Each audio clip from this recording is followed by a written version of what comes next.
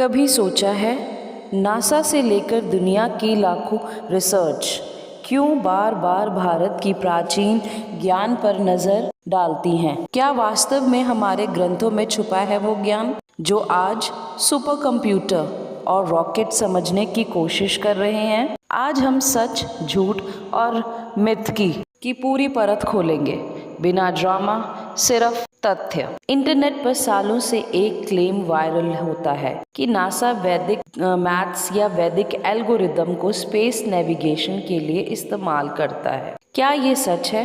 वैदिक maths is super fast. मानसिक गणना इतनी तेज है कि मॉडर्न मेथड उसके सामने स्लो लगते हैं।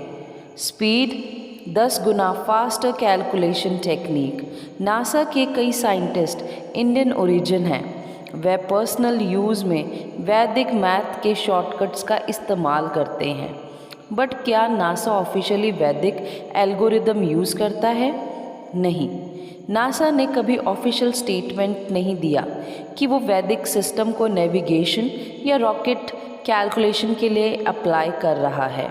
लेकिन सच ये है, नासा, इसरो, ईएसए जैसी एजेंसीज लगातार इंडियन एंशिएंट गणित पर रिसर्च ज़रूर करती हैं, क्योंकि भारत गणितज्ञों ने इन्फिनिटी, ट्रिग्नोमेट्री, अलजेब्रा जैसी फील्ड में फाउंडेशन रखा।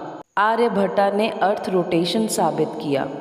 भास्कर ने सेल्सियस के इनिशियल कॉन्सेप्ट समझाए। मॉडर्न साइंस भारत के एंशिएंट साइंस को रिस्पेक्ट करता है, लेकिन इंटरनेट इसे एग्जैजरेट करके नासा यूजेस वैदिक एल्गोरिदम बना देता है।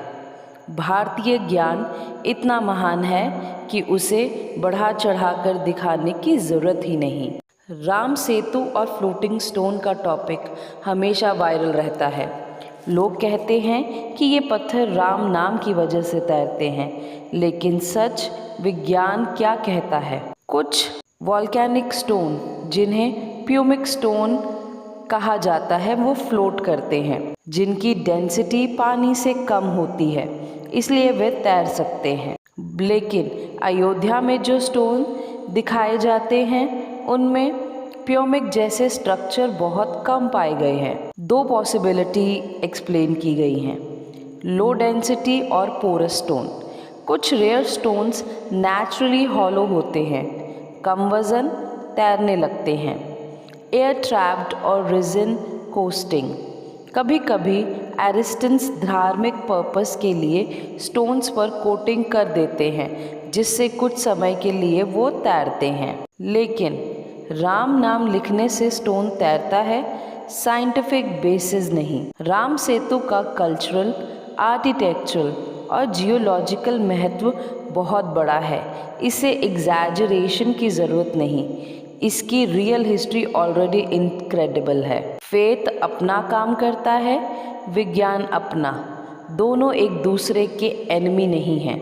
Indian ancient science versus modern science. Bharat के एंशिएंट साइंस में विजडम था, मॉडर्न साइंस में वेरिफिकेशन है। Ancient science deep observation, natural based understanding, medical, Ayurveda, astronomy, architecture, mathematics. और मॉडर्न साइंस स्ट्रेंथ करता है controlled experiments, peer review, measurement tools, evidence based analysis. Ancient science is equal to insight और modern science is equal to proof. Together they create knowledge worth celebrating. Why Indians love these myth? क्योंकि ये हमारी roots हैं, ये हमारी identity है, और इन topics में वाव फैक्टर बहुत होता है। लेकिन जब हम फैक्ट्स और फेथ दोनों को रिस्पेक्ट करते हैं, तभी असली लर्निंग होती है। ज्ञान तब पूरा होता है जब सच और श्रद्धा दोनों साथ चलते हैं। सो नेक्स्ट टाइम कोई कहे नासा वैदिक मैथ यूज़ करते हैं, floating stone proof of miracle है, तो बस कामली बोल देना। भारत के एंशिएंट ग्रंथ नॉलेज का खजाना है, मॉडर्न साइंस उसकी लैंग्वेज है। दोनों मिलकर भविष्य बनाते हैं। सच इतना खूबसूरत है, उसे झूठ से सजाने की ज़रूरत नहीं। This is Ernest 15। तो मिलेंगे नेक्स्ट वीडियो में, तब तक के लिए let's grow, learn and shine.